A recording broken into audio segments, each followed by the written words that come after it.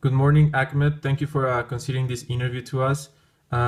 We want to hear about yourself and your experience as a Syrian citizen. Can you give us a background about yourself, please? Thank you for having me, Sebastian. Definitely give you just an overview of who I am and where I come from. So my name is Ahmad alsayed.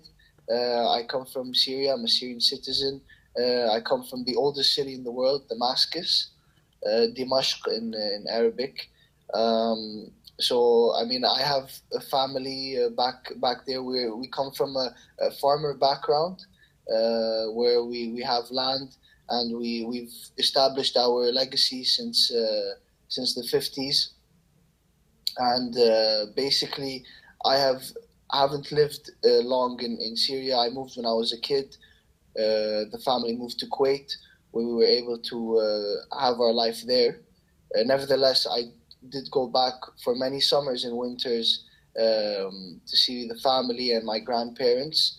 And as the years went by, in the early 2000s and up to 2011, the way I experienced Syria was sort of a gradual, um, let's say, progress in terms of the lifestyle of the people and how things, in my eyes, seem to get better in terms of investments for roads and hospitals.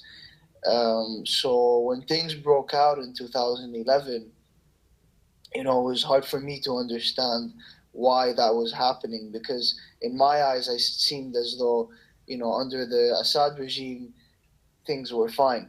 And coming from sort of maybe a middle to upper middle class family, we don't sense these things and we don't understand the struggles that are happening on the ground.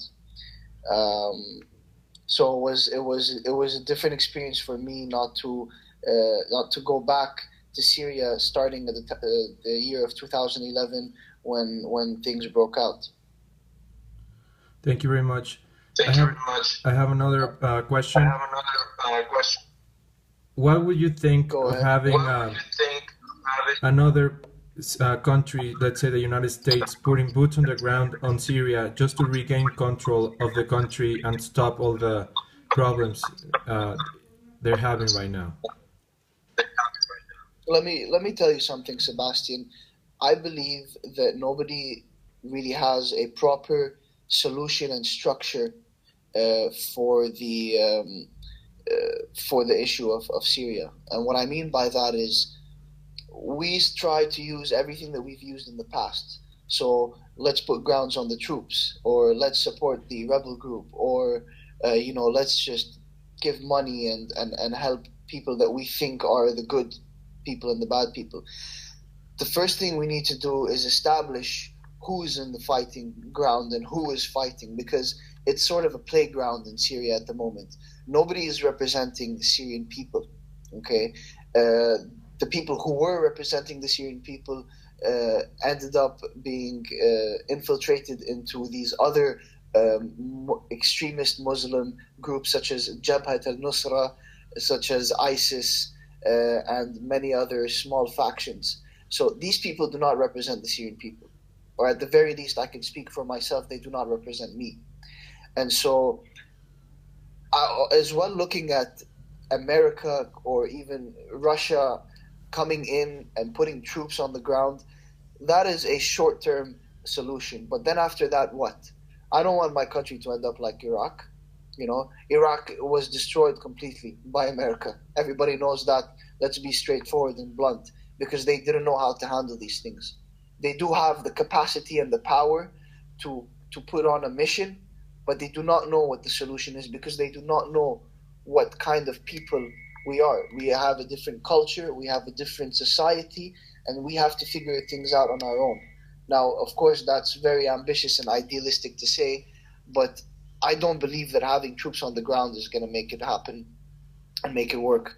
It's going to create more tension within the international community, because at this point there will be soldiers who will be dying for the sake of not their freedom, but the freedom of Syrians, and that will be a debate. That has been the debate in the Vietnam, starting from the Korean War, the Vietnam War, even Iraq.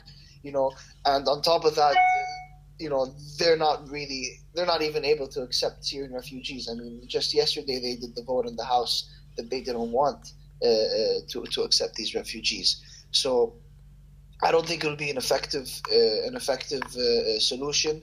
I don't think that they'll even have anything ready for them to do after. They're talking about a gradual government coming in the next 2 years, and starting a new process for democracy. But I don't believe that will work. Okay, thank you, Ahmed. Thank you for your insights. Thank you for your time, and it was really amazing hearing your personal experience on this matter. And Thank you very much for having me, and I hope I helped you out with your information. thank you very much. Thank you.